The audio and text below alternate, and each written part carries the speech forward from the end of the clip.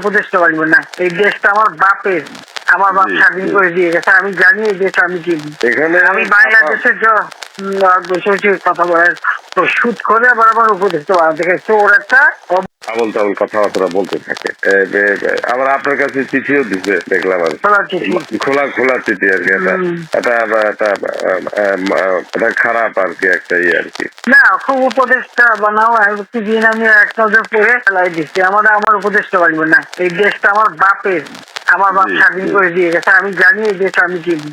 আমি বাংলাদেশের কথা বলার তো শুট করে আবার আমার উপদেশটা বানাতে গেছে ওর একটা বলছে গ্রামীণ ফোনের সব ইনকাম গ্রামীণ ব্যাংকে যাবে, যে টাকা গ্রামীণ ব্যাংক গরিব মানুষের সাহায্য করবে।